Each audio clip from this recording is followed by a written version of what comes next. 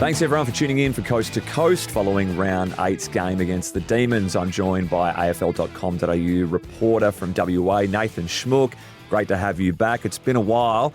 I thought you were just going to return with all the magic, come half-time, really up and about, but unfortunately another L on the cards and you're here to break it down with me. How you doing? Yeah, I'm well, mate. I tipped the Eagles coming in at halftime. I was feeling pretty good about it. I thought, the club was on the right track and the second quarter had been outstanding, but no luck. And here we are breaking down another loss. No, well, half-time I saw after the 3-goal momentum swing where you've got Jaden Hunt banging check sides through and karate kicking celebrations and the crowd's given them a standing ovation as they're coming off the field. I don't know if it's half we're up to get a beer or we might as well clap while you're coming off anyway. But no, that felt genuine. That felt like, this is probably the best, little 10 minutes of footy that the team had played this season, maybe apart from that Brisbane game. So I reckon the fans were really impressed with what they saw. But it was deja vu from that Bombers performance, right? It's hitting half-time, full of confidence, full of run, and then the third quarter, it's a 5-2 result, and then on the weekend against the Demons, a replica, 7-2. So there's obviously a bit of breakdown as the game is wearing on at the moment. Yeah, and that might be youth. It might be just the circumstances of the game, but I thought the intensity really went up in that third quarter, and Melbourne handled it better. They were up for it. They were up for the physicality of the game, and they were sharper. I thought there were a lot of times where players played on and really caught West Coast napping. Think about the goals to Chandler particularly, and I thought that was an issue for West Coast, that they weren't sort of up for that intensity of the game the more that quarter went on. And it was probably red time goals as well. I think there were 3 or 4 red time goals that took it from an 8-point game up to a 29-point game at the last change. Well, it was West Coast's ineptitude in the clearance department that really hurt them all game. Demons were just well and truly on top, and that clearance battle and having the ball living in your back half. McWalter just conceded post-game that you're just not going to win realistically if it's living in your back half for such a great deal of time. And West Coast, I think, equaled a lowest clearance count in a quarter since 2010. So not a stat you really want to bring up again, is it? No, it's not. And there were positives in that clearance area. I think first half, Elijah Hewitt, he probably led the team. I think he had 2 clearances at half-time, which was better than anyone else on the ground. And there were senior midfielders in there again that weren't getting it done. So individuals like him really pulled their weight, but others didn't. And Jack Hutchinson, he didn't go in there. So that was an issue as well. He's been one of the bright spots, through this start to the season as a centre bounce midfielder, a big body. So there was a bit of change in there, and the guys that were in there didn't get it done. Big Archer Reid going down in the third quarter, about halfway through it, no contact. I think the crowd, certainly the press box, immediately thought Achilles, but he's ended up grabbing the front of his ankle. And I remember going to the bathroom in a bit of rage thinking, wow, I can't believe this has happened. A bit of Sophie's choice going on for me. I thought, you know what? I couldn't really, it was 1 point in the margin of that case. I could not care if we lose this game or not. Yeah. Give me a loss over an Archer Reid 12-month rehabilitation for whatever has just gone on there. He's returned to the field to play the game. Just an absolute miracle and a collective sigh of relief for all West Coast fans. I reckon I'd started writing Achilles. It just looked like that typical try and push off, someone's kicked you type injury when no one else was around him. So, I was shocked when I saw him come back on the ground, but you definitely take the next 12 months of Archer Reid's footy over a win at this stage in the rebuild. I mean, as hard as that is to say, as much as the club would want to win, as much as fans would want to win, and as much as Andrew McWalter would want his first win as the club's coach, Archer Reid's the most promising young key forward that the club's got, and 12 months of development, you take that every day of the week. Well, to put him in the Hewitt situation, right, we're only really seeing Elijah Hewitt in his first proper full season, touch wood at the moment, because these injuries, if they extend beyond a few months, really stifles their growth and development in this league. Yeah, and we've seen how good Elijah's come back from that injury. So what would 12 months of Elijah last year have done for the club? But I think the injuries overall, West Coast are in a really good situation now. And I know we got news over the weekend that Elliot Yeo's gone in for some surgery, or is about to go into some surgery to remove some hardware from one of his from his ankle, which is not recovered. But overall, I think Matt Innes, the high-performance manager, and his team have done a fantastic job. You look at the injury list now, and you've just got Campbell Chesser there 3 to 4 weeks. We know that Dom's out for the season.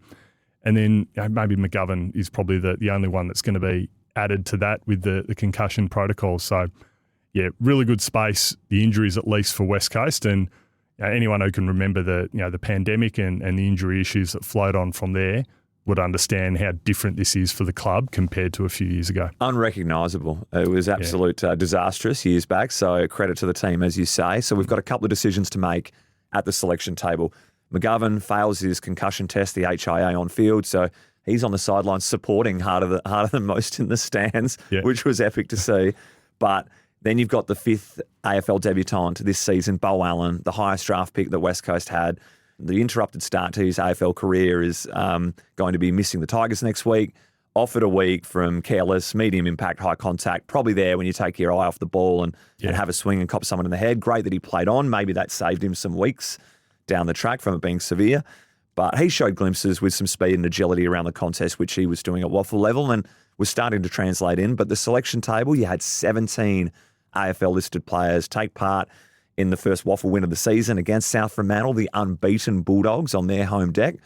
So what are you thinking of some of the levers that can be pulled come Thursday at team selection? Well, I think we go back to the midfield, and the midfield being beaten so badly that maybe it is about more change in there. And I know that Andrew McQualter spoke about the amount of roles that they're changing, the selections that are changing, players that have been in and out of the team through form, injury, suspension. But I think we're probably at a point where you do go back to a few of those young guys. Clay Hall was outstanding in the waffle win, 30 disposals. He's a big body that could come in. We've seen him do it against Brisbane. So do you turn to him against the Tigers? Tom Gross, he's been out of the team. He's played a game as a substitute. I think it would be worth getting him back into the midfield.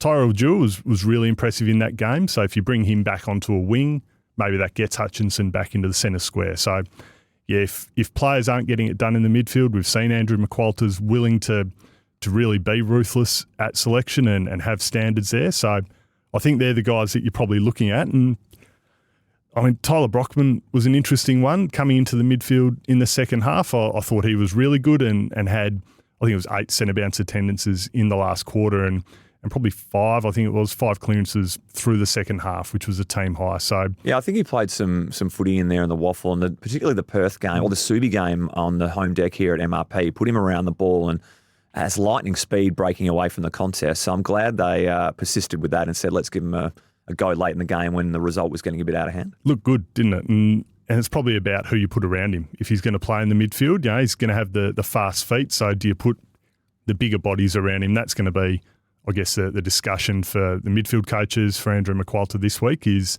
how do we use Brockman as a midfielder and make sure that we get a positive out of it? Harry Edwards missed the game in the waffle with an ankle complaint, so it's a matter of whether you have Harry return or whether you give the nod to a Rhett Bazzo, who's been showing a bit of form down there. I think he won the trademark player of the week last week, and then you've got Sandy Brock, who doesn't look out of place down there whatsoever.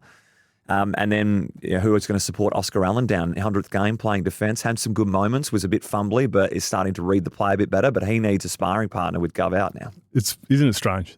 Suddenly Oscar Allen's the best available key defender. Yeah. And credit to him. I thought he played the role really well and looked more and more comfortable as the game went on. So Sandy Brock is probably the guy that's going to get another shot, I think, as his sidekick. So we'll see if he can get the job done again.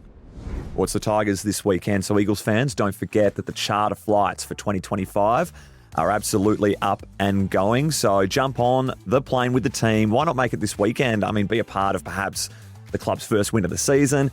Head to eagleshospitality.com.au. They've got great coterie group options for Eastern fans. Don't forget to also be voting for the Fan MVP Award. Now, while the wins aren't exactly pouring in right now, there are still plenty of great on-field performances worth rewarding.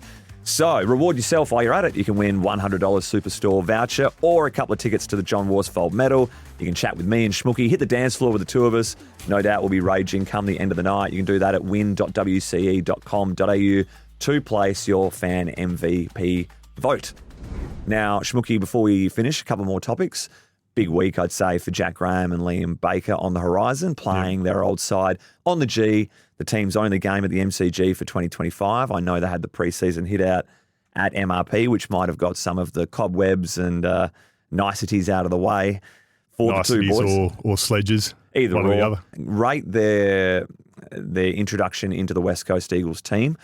both from a on-field performance and what they're offering leadership-wise at the moment. Yeah, well, I think it's standards. That's probably the thing that stands out to me on field. You know, the pressure acts, the tackles from a guy like Jack Graham, and I wouldn't be surprised if Liam Baker's leading the best and fairest at this point. So, you know, you've got one guy who crosses a free agent. Baker, obviously a higher price being tied up in the trade, but I think the standards they're setting have been outstanding. I wouldn't be surprised if, you know, this is a winnable game, I think, for West Coast, and for those two to be lifting in that again wouldn't surprise me.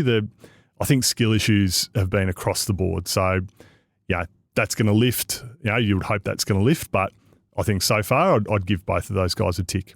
Mid-season prospects making a big move on the draft board to put themselves up for possibly coming onto a list, mid-season draft. I know it's a tad early to be casting the eye, but there are leagues. There is a league and some games going on at the moment. The Future Stars. That's the one. I knew you were going to help me out there. So the Future Stars are having some players that are really showcasing, putting their hand up saying, pick me and bring me on the list. So blokes that were overlooked in last year's draft.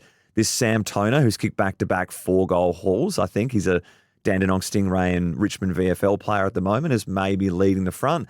You've got other ruckmen in the league that are showing a bit, and I guess you can always add some ruck to your stocks if need be, and then a couple of tall targets and an interceptor down back that's worth keeping an eye on for the next few weeks. Yep, absolutely, and I think the pattern of the mid-season draft so far, and we've got Dom Sheed, obviously, who's out for the year with his knee injury, so there's a spot there, and so far it's been best available. Just find the best player you can if they're young.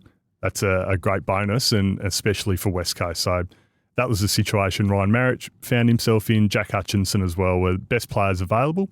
Jai Cully's moved on from the club, but he's still involved in the AFL through Melbourne. So, yeah, I think there's guys out there that are getting it done as more mature players. So a Dom Brew, for example, at Werribee.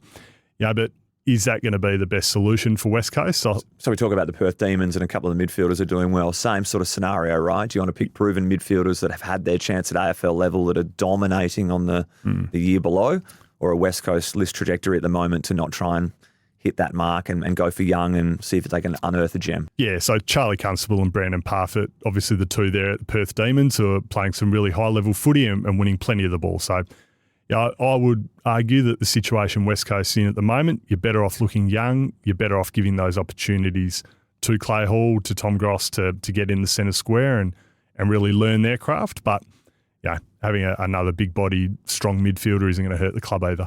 All right, just to finish up, it was Aussie's 200th flight on the weekend. She did it proud. She didn't go walkabouts. It was Woosha who opened the door for her, which was so fitting, seeing as though she made her debut back in 2007 when Woosh was well and truly at the helm. So sadly, Aussie didn't get a berth at the Mad Monday at 2006. She came a bit late.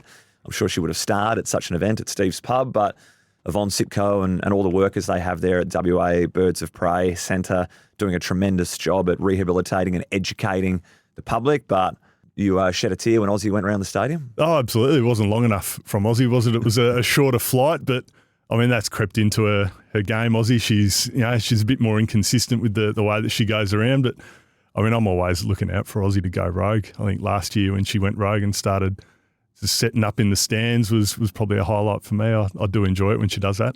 I was more astounded that they've got the understudy waiting. So they've got Walich, the younger bird, that's there in case Aussie goes proper rogue and disappears for even longer. And it's, we've got the next in line, the succession plan. Yep. No, hopefully she gets a chance soon because you don't want to flying east for more opportunities.